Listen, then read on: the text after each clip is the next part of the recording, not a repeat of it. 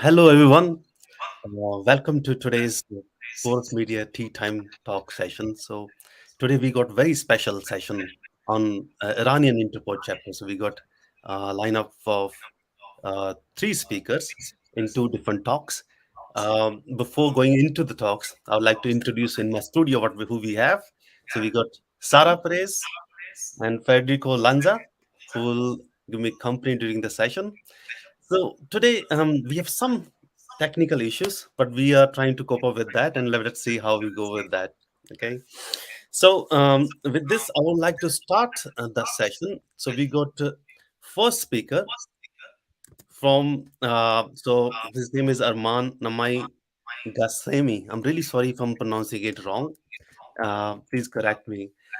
He's a PhD candidate in the Department of Chemical and Petroleum Engineering at Sharif University of Technology. His research area focuses on numerical modeling of two-phase flow and reactive transport inside porous media and mechanistic understanding of enhanced oil recovery or EOR by engineered water injection at the pore scale. So his talk is going to focus on pore scale simulations on the fundamental aspects of low salinity water flooding. Uh, Aman, thank you very much for joining us today. I know we had some hiccups in the technicality, but Sarah and Federico managed to overcome this. And thank you for joining us today. And the floor is, or the screen is yours. Yeah. Thanks, Kemal. I would I would like to thank you for inviting me to this great gathering, and this is a great opportunity to share our research. And I would like to thank the Post Media Titan Talk team for giving us this opportunity. And thank you for thoughtfulness for these difficulties. And I hope the session will go as planned. Uh, okay, I would like to present you today my work, which is about full-scale simulation of the interplay between wettability, capillary number, and salt dispersion on the efficiency of oil mobilization by low salinity water flooding and at enhanced oil recovery, which is a method for enhanced oil recovery. And I would like to thank my two professors, Dr. Shahab Aitullah and Dr. Hassan Mahani, for helping me and guiding me throughout this work. And I have always used their insights. And I would like to thank them on this platform. Okay. Uh, as an introduction, I would like to introduce you to the necessity of full-scale study in the petroleum industry. As you maybe know, that the primary level, primary stages of oil production, uh, a considerable amount of oil remains trapped inside the reservoirs, which is a considerable amount of 60 to 70%. And this is a very high percentage. So we are trying to reduce and enhance the recovery using many different methods. And this trap oil is because of the capillary trap oil, or maybe it might be bypassed due to engineering. And one of the uh, new methods for overcoming this difficulty is using the engineered water injection method, which has an economical advantage. And it has low capital cost and operational cost, and it has been shown to be very effective. And it's a very useful method to focus on. At trying at the different scales of this effect, of this low salinity effect, uh, the industry is interested in the field scale, large scale results. But to be able to do some experiment and investigation on it, you have to focus it on inside the laboratory. So most focus has been on the ladder scale, which is inside the scale of a centimeter. But the actual mechanisms that are driving this phenomenon are happening at much lower scale inside the tiny micron scale pores of the rock where the oil is stored. And you can go further down to the molecular scale even and study the molecular dynamics and the behavioral forces between the substance. But the main uncertainty lies inside this intermediate scale, which is the core scale and core network scale. And we want to know how to translate this phenomena that we are observing at the molecular scale and sub-core scales to the higher scales, so we can take advantage of them. To see and to have a very useful outcome of this low salinity water flooding technique. Compatible mechanism and cooperative mechanisms have to come together and work all together, so and we can see a positive outcome of the system. As you can know, at the software scale, the detachment of oil from the rock surface has happened, and at the core network scale, this all blobs have to form a ganglion and connect to each other and have this continuity and form an oil bank at the larger scale, so that and that oil bank has to be transformed towards the a production well, so that we can see an increase in our uh, recovery. So the problem here is that how are we going to relate these observations at larger scales to the effects and phenomena that are occurring at very uh, smaller scales at nanometers and micrometers. Would this low salinity effect that we're observing at the core scale lead to a production at higher scales? And the question is here that how to study this interplay between these several different parameters that are inside this uh, question. That these flow patterns in heterogeneous porous media that are different flow patterns we are observing at depending on the geometry of the system. And there are different dispersion regimes and salinity distribution inside the system, and the variability of the system itself is distributed. Yeah, it's not distributed uniformly. And under the flow scientific injection, you have the wettability alteration also, and that changes the dynamics of the system. So we have to focus on this pore scale as a intermediary scale and study what is really going on and how what insights can we derive out of it. The approach that we used in our model is a finite volume direct numerical simulation method, and we have used the volume of fluid method, the VOF method, which is implemented inside the open source software. And the solver we have used is the intertransform form, which is openly accessible. The equations that are being solved is the mass conservation equation, momentum conservation equation, which are the Navier-Stokes single cube equations of this form, and the phase distributions to follow the evolving of the how the two phases are moving, the water phase and the oil phase. And within the water phase, we have the transport of salinity. So we can introduce the high salinity water and the low salinity water and see the outcome. The wettability alteration has been implemented by using different interpolation models for the contact angle. So the contact angle and the wettability can change between the high salinity and low salinity state. The models that we have used are seen in this figure. In most of the studies, the wettability alteration model is linear, and it changes linearly from the higher salinity to the low salinity, which is you can see in the black line is the full range interpolation salinity or the FRI. But we have implemented different models. Which is the other one is the effective salinity range model. We have used in smaller range of that this salinity is changing. And there's this salinity threshold model, which the contact angle changes at a threshold. And we have implemented the time scale, which is we have introduced a near surface diffusion rate, lower. Okay. As the as a mechanism. as a result of our uh, excuse me,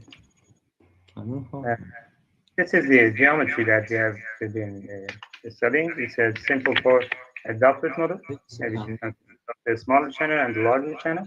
And we have injected high salinity water, and we have studied the water trapping inside this geometry at different wettability states, and we can see that oil is being trapped inside the at the water at the oil wet conditions, but in the intermediate conditions and the water wet conditions, no oil will be trapped. So we have focused on these two conditions. As you can see, there is a different behavior when we have a strongly oil-wet system and the intermediate oil-wet system. At the strongly oil-wet system, by introducing the low salinity to the system, uh, capillary entry pressure starts to decrease, and we can see a formation of an oil film flow at the outlet side, and oil can gradually be produced through this oil film. And we can see a rise in the recovery because of this reduction in the intracapillary pressure. And at different models, we can see different behaviors of the system. That is mainly because the vitality is changing at different rates and at different times. And there's a delay in vitality alteration at the outside, the outlet of the system, which causes this different behavior of the system. And we can see at the linear interpolation model, it changes monotonically, and then it stops. But this other models, because of the delay that there is in battery filtration, some of the oil gets backflowed, and the oil blob may become discontinuous, and this might cause some distortions from this recovery curve that we can see here.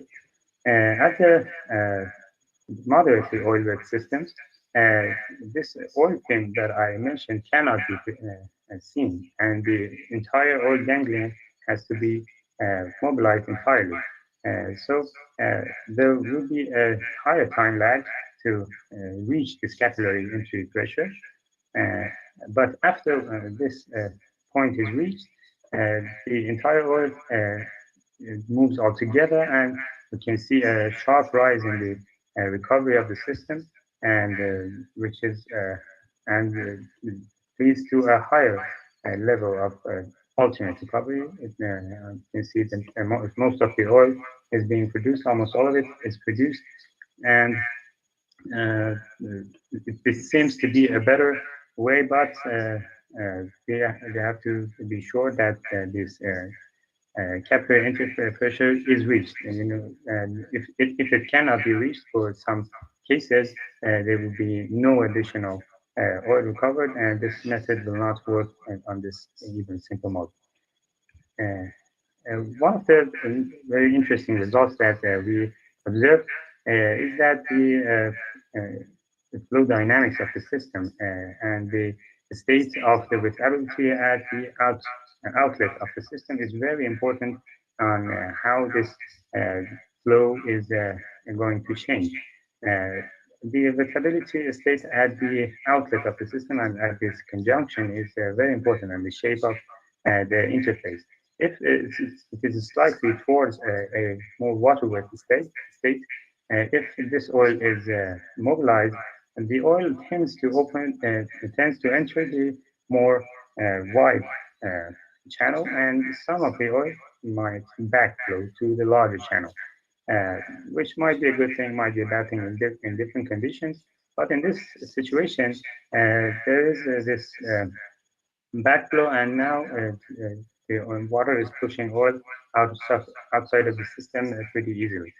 At the intermediate state, using the ESR model, it is less water wet at this outlet, and less oil backflow will occur.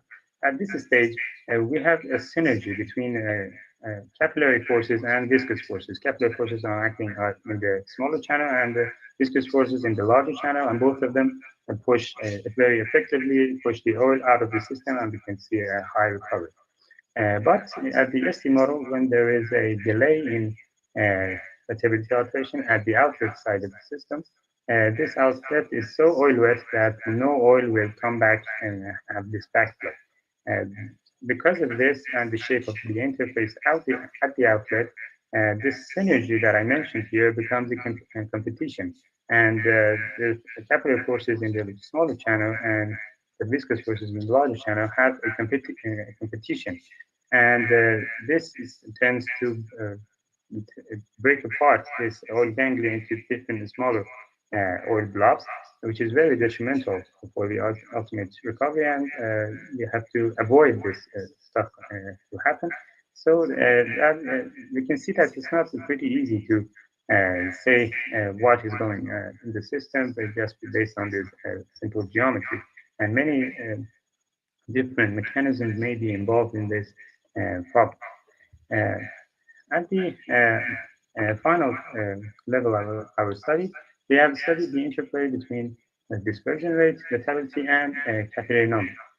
So capillary number shows how fast is flow happening in our system, and we know that inside the reservoirs, capillary number is as low as 10 to the 10 to the power of minus 6 or minus 7. But the numerical studies are being done at much higher capillary numbers, 10 to the power of minus 4 or 5, which is much higher than the reality in the reservoirs. And we cannot really go further down because of the computational time issues. But we have shown here that if we do simulation studies at higher capillary numbers, maybe the effect of this low salinity while injection cannot be fully understood and fully seen because you can see that at higher levels of capillary number, almost no effect is being observed because of this low centralization. But if we do the simulation at the lower levels, we can see that now low centralization is starting to have a really big effect and tend to improve the ultimate oil recovery very high. So this is another very important aspect to focus on in our simulation studies, and we have to focus on this lower capillary numbers. So as the main conclusions of my work, I have to say that there is a synergy between the capillary forces and viscous forces which needs to be developed to ensure the connectivity of the mobilized oil. And just seeing the wettability alteration effect is not enough, and other phenomena and other patterns have to happen so that we can see this ultimate recovery. And the dispersion that was occurring in the flowing region was detrimental for the flow effect that was inside for the oil in the stagnant region. And if it's higher than a certain level, this dispersion will stop the oil and will not let higher oil to be produced, which is itself a function of geometry and the distribution inside the system. And we saw that the ST model for wettability alteration showed the highest recovery, which was because of the faster decrease in the capillary forces at the inlet side and a higher delay of the negative dispersion effect of the outlet side. As I mentioned, this lucent effect becomes much more significant at capillary numbers lower than 10 to the power of minus 5, which is also the dispersion, the power law dispersion regime. And we have seen that many complex mechanisms and responses exist even at this very simple model at this very small scale. And there is a need for more mechanistic first scale studies so that we can gain higher insights, more insights to translate them to higher scales and be used actually for reservoir scale studies. Thank you all for uh, being with me, and thanks for your attention. This is my contact info if you wanted to contact me, and I wanted to mention that the stuff that I presented today are the part of a bigger team, which is the EOR and IOR Research Center at the Sharif University of Technology, and we can see as we have studies at many different levels and many different scales, and are tending to uh, try for pilot tests and scales very soon, and which is in connection with the national oil company, and I hope all studies will be used as applications in this field. Thank you for your attention, and I'm happy to have a fruitful discussions and open to have your questions.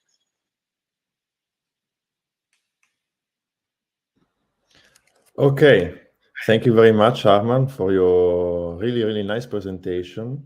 I think that your work once more shows how the microscales and studied what happened in the microscales help us understand what happens at larger scales. So the interplay between the micro and the macro, again, is fundamental to understand. So we have several questions from the audience. So I will start from Marcel, who compliment with you for the very nice presentation. And a quick question: could you comment on the effect of contact angle hysteresis and the contact line pinning? Can your model include that too? Well, at this level, no, we have not implemented our this hysteresis in our model, and we have tried to make it as simple as possible and gain as preliminary insights as possible. But yeah, it is possible to be implemented, and there is this option inside the open form, which we have this advancing and receding contact angles and at different flow conditions. And it is a very nice topic to watch, to look at, and we are trying to implement it in our future studies, hopefully. Okay, very good. So we have other question. Today the audience is really interested in your work. So a question from Hamed Sadeki. Very nice work. Is there any field data for comparison? So experimental data, I suppose. Excuse me, can you repeat? I didn't Yeah, quite. sure. Is there any field data for comparison, like experimental data? Yeah, field data might be relevant, but yeah, there are some experimental data that are evaluated and done. We have this um, checked with our model. As you can see in this slide, there wasn't time for me to show them. We have validated our model with experimental results from two aspects. The two-phase flow, the flow model itself. We have checked it with the results of the displacement inside a Conductivity model and with two regimes of inhibition and drainage. And as you can see, both results were comparable to the experimental results, and we have validated from the aspect of the low salinity effect, which is the alteration of wettability and the time scale of wettability alteration. As you can see, there is a displacement of oil droplet occurring due to the low salinity by induction, and this is the black line is the experimental data from for the change in contact angle during the time.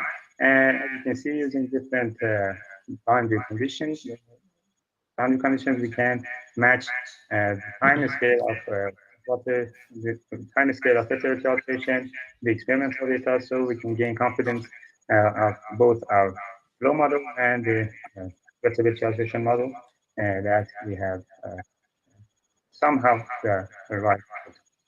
But I don't think there will be a possibility of validating the field scale data because there's much big gap between these scales. Okay, very good. So there is another question from Hezan Ranae. Sorry for mispronouncing your name.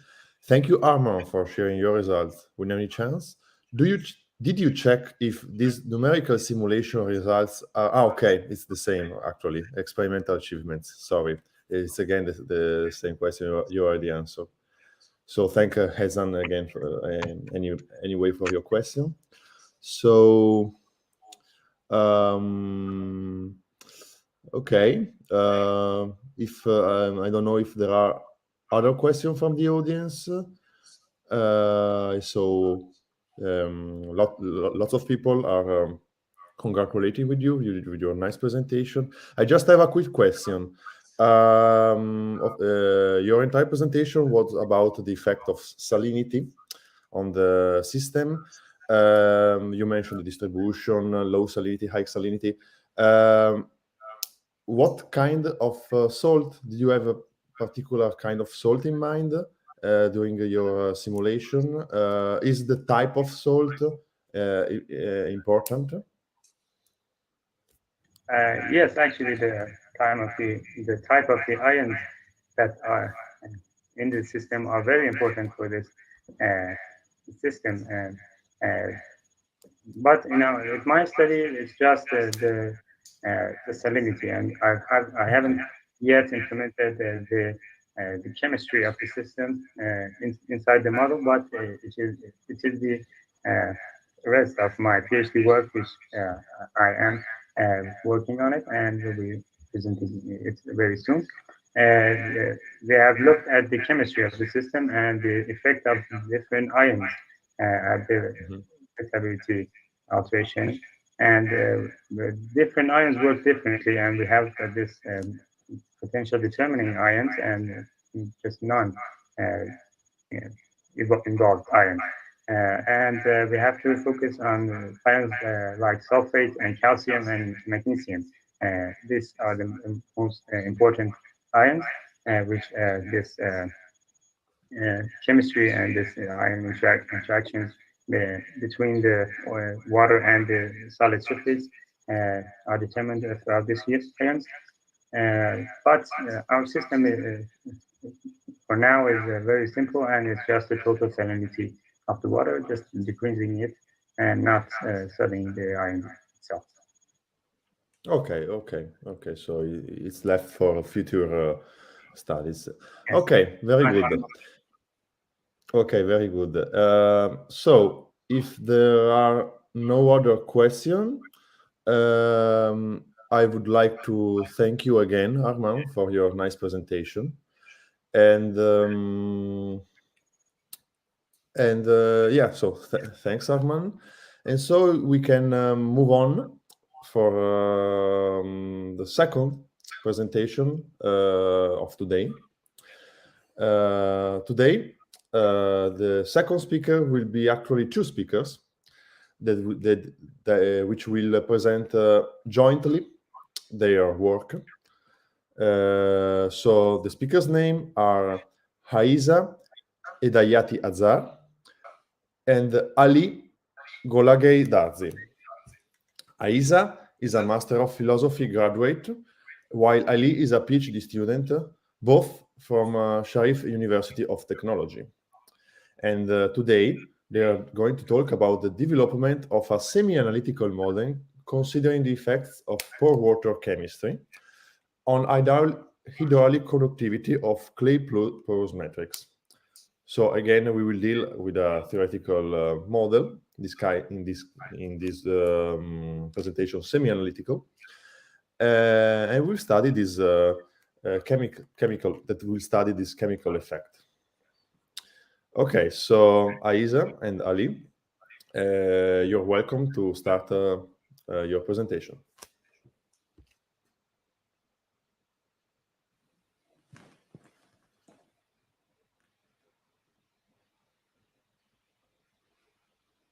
Thank you very much. Do you have my slides? Yes, we see your slide. Can you just put it on a full screen mode? Yeah, thank you. Thank you, Interpol community, for giving us the opportunity to present our new achievement. Today, my friend Aysa and I are going to talk about the effects of pore water salinity on clay matrix. So our presentation has two parts. In the first part, I will talk about saturated soil and specifically stable RC curves. and then Aysa will continue the presentation by focusing on saturated points of view.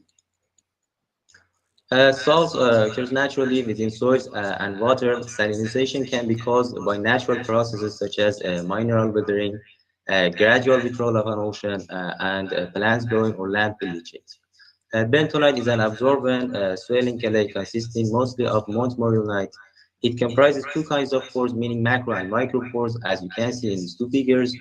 Existing cations in soils for water could effectively change these two kinds of pores and consequently the soil's structure. Therefore, today we aim to explore the effects of salinity on some soil property like SWRC, membrane efficiency, hydraulic conductivity in the following slides.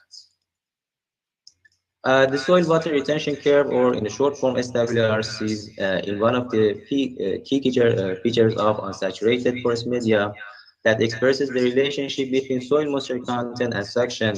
The rigorous characterization and modeling of this hydromechanical feature are inevitable for the investigation of slope stability, two immiscible phases flow, volumetric and shear strength behavior. Most of the existing modeling approaches have the shortcoming of ignoring the impurity of permitting aqueous fluid through for structure by simplifying it with distilled water. But the inclusion of water salinity into a reliable model cannot be denied, as a recent experimental measurement proved the significant role of fluid salinity on SWRCs, as you can see in these two figures. So increasing salt solution concentration could increase macropore size and eventually decrease the water retention capacity in a matrix suction plane, as you see in these figures. Therefore, we have proposed a new SWRC models to consider the corporate salinity influences. The model is based on well-known Van Genestein 1980 model and include one extra fitting parameters as well as three parameters of Van Genestein model.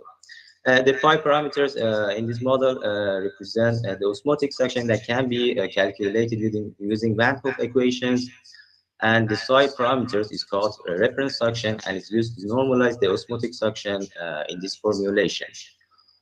For calibration purpose, first we should define the saturated volumetric water content, or equivalently the soil porosity, with different salt concentration. Next, we use distilled water as well as different other saline solution to determine model parameters. And finally, the model is prepared, and we can challenge its capability to predict the SWRCs for different salt concentration. At last, it is worth noting that the proposed model only considers the air intersuction variation with corporate concentration, and we are working on the model to develop and improve its capability further. Thank you all for your attention. In the next part, Aysa will continue the presentation.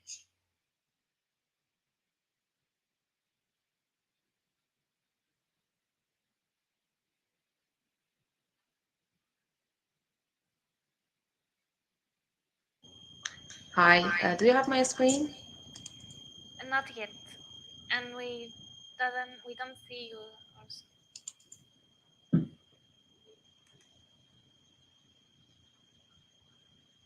We don't have your screen yet, Aisha.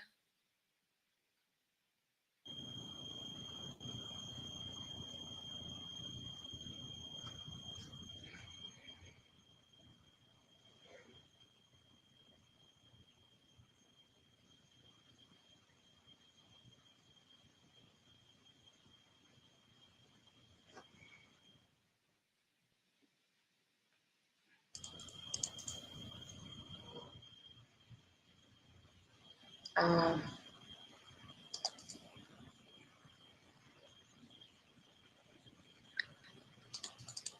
any changes? Okay, I hear you, but I didn't see your screen.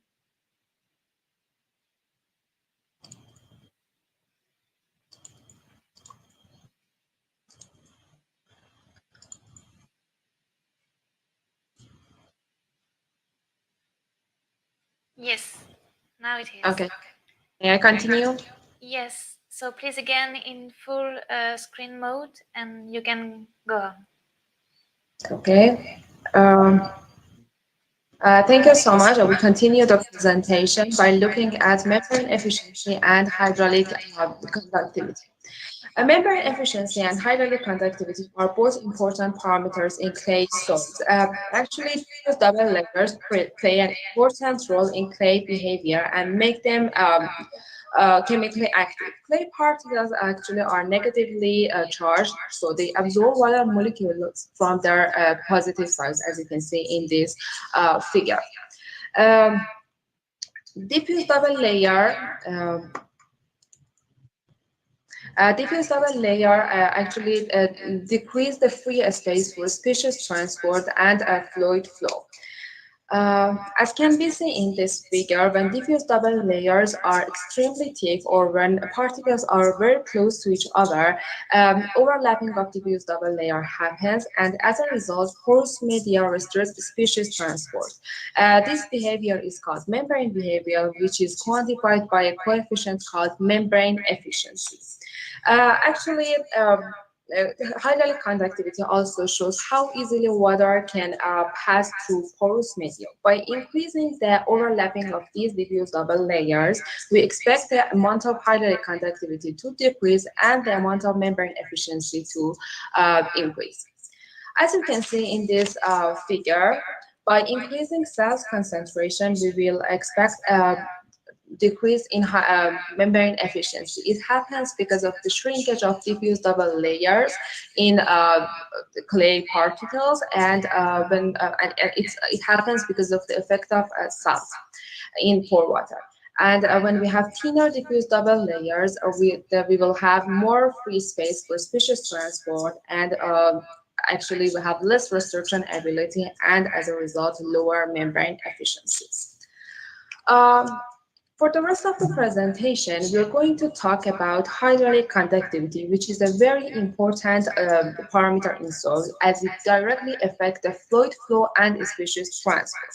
In particular, we are going to focus on bentonite-based clay layers. Generally, clays have very low hydraulic conductivity. Again, it's because of the diffuse double layers. Especially bentonite is a commercial type of clay which is full of montmorillonite minerals, which is a chemically active mineral. It means that chemical species can change their properties. For example, as you can see in this figure, by increasing salt concentration, we expect higher hydraulic conductivities. And as you can see in this picture, these changes are so significant, so we cannot ignore them. By reviewing the literature, we understood that there is no model for hydraulic conductivity actually as a function of solute concentration. And actually, since it's not always possible to measure hydraulic conductivity as a function of in laboratory, for example, and using the experimental setup, it's necessary for us to have an approximation value of that. So we took two approaches to develop a model for hydraulic conductivity as a function of salt concentration. In the first approach, we looked at the previous models for hydraulic conductivity. As you can see in this figure, actually, Champions reviewed several models for hydraulic conductivity of plastic soils in contact with distilled water. And as you can see, Bonipa's model et al. In 2002 has the best prediction ability compared with other models. It should be noted that this model is the revised form of a well-known Koznik-Arman model for hydraulic conductivity of soils. As it is written in this slide and in the blue box, this model is a function of void ratio and a solid density of soil and liquid limit. We use this model as a base to develop a new model for hydraulic conductivity as a function of salt concentration. Then we collected 842 data points from 9 research papers, which 44% of them were related to saline for water and the rest were for distilled water. And we also had 92 data points for liquid limit. Liquid limit is a very important parameter for prediction of hydraulic conductivity of mainly plastic soils. As it is shown in this figure, by increasing salinity and concentration, liquid limit decreases, which is also because of the diffuse double layer and their shrinkage. These changes are more significant in lower concentration in comparison with higher concentrations. Thus, we propose the model, as you can see, a semi-logarithmic model, and then we calculate the amounts of R for each data set, and then we propose the function for R as a function of primary liquid limit, as you can see. And you can see all these data points and the curve, the fitted curve, and you can see a high R square and a perfect fit. So it's the model for liquid limit that we are going to use for our developments of hydraulic conductivity models. In the next step, the power of void ratio in the boiling pulse model should be modified for our purpose. And as you can see in the red box, the Bonimpa et al. Assumed that this power should be a function of liquid limit. However, our data points didn't show such a trend, so we assumed that it should be a constant value, and actually it had better R score and better fit. For the rest, the power of liquid limit and the coefficient of model, CP, should be determined as well. First, we assume that the power of this liquid limit should be constant, while the figure shows deviation and low R score, as you can see. Then we insert the coupled effect of void ratio and liquid limit in the power of liquid limit, as you can see in that red box here, and it shows a better fit and a higher R square. So it's the model, the final function, the final version of model 1 is presented in the green box. For the rest, I'm going to explain about the second approach. The second approach is totally based on the coupled effect of liquid limit and void ratio on each other. And we insert these coupled effect in the powers of them, as you can see in those red boxes. And you can see also the non-linear regression-based results in this 3D figure for the relationship between logarithmic form of hydraulic conductivity and also the void ratio and modified liquid limit as a function of solute concentration. In the next step, we come to verification. We collected 132 data points to verify our models. Although data points are pretty scattered, as you can see this figure, both models have fine prediction ability relatively, for example, in comparison with previous models for distilled water. Both models have fine prediction ability, and almost 90% of these data points are in the range of 1/10 to 10 times of the measured values, which is a fine estimation.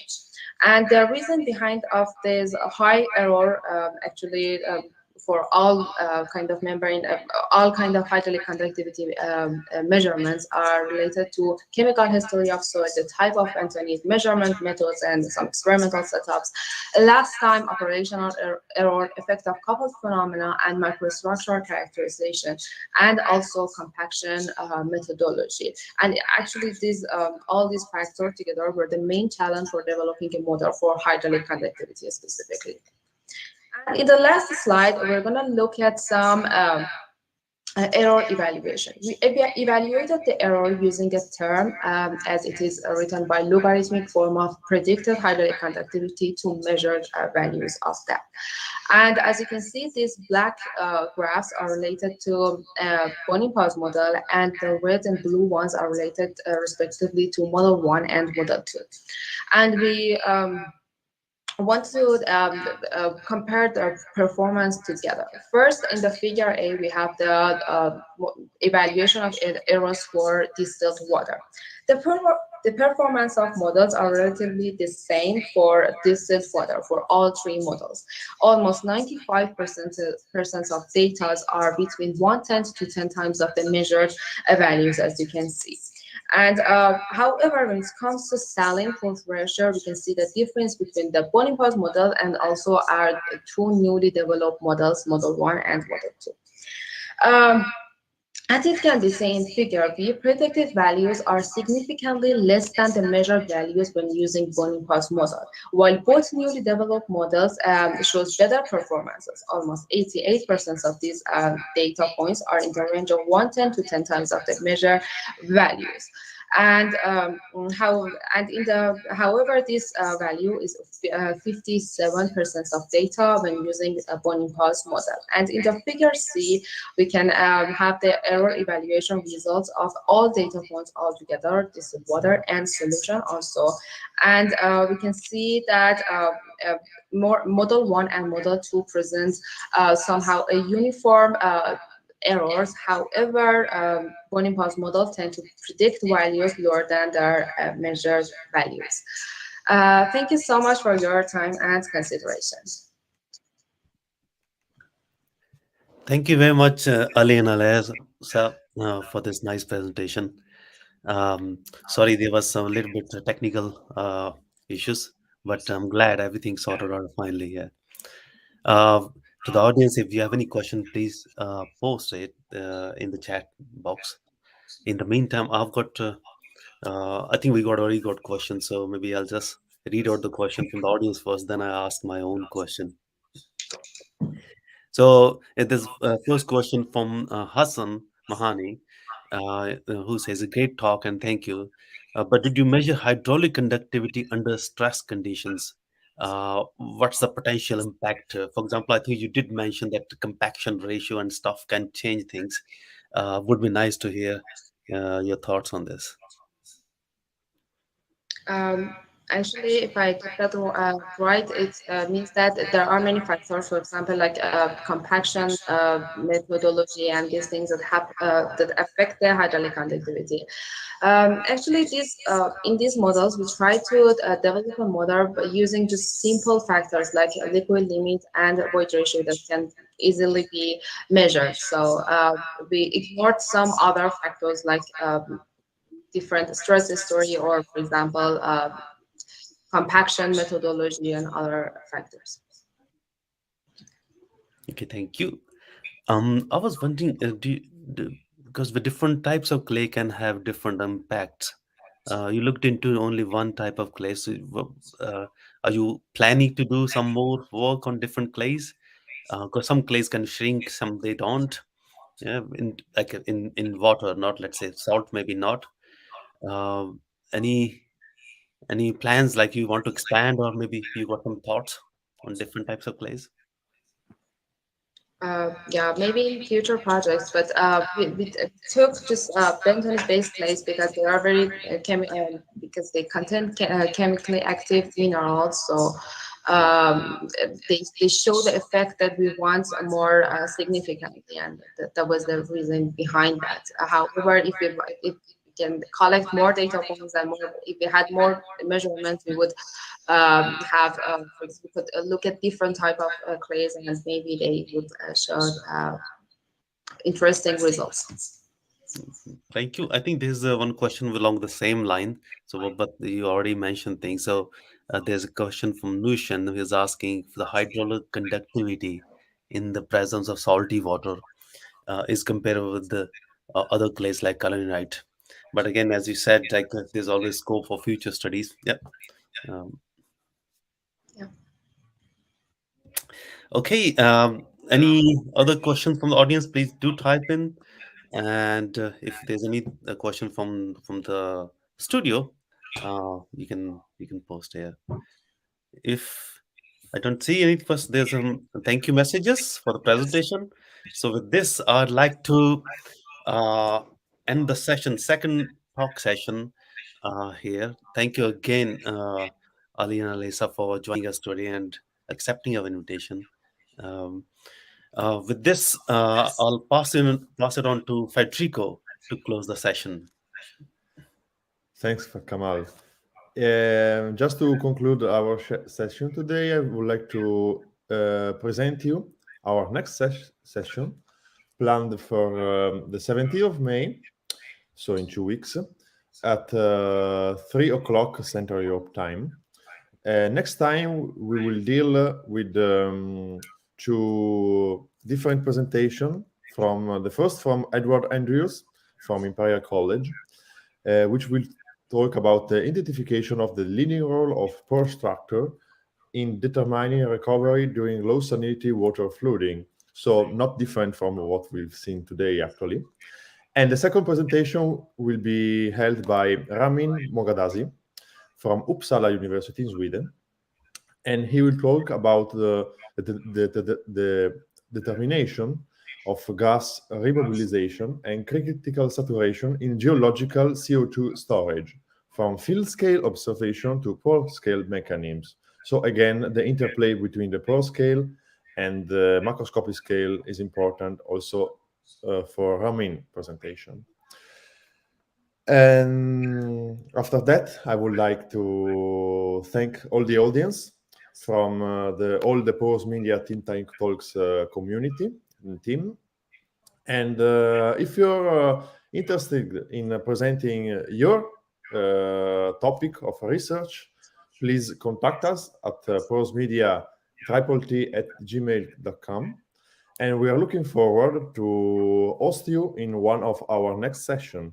So please contact us and we can arrange a presentation for one of the next times. And after that, I would like to thank again all the audience. And so see you next time.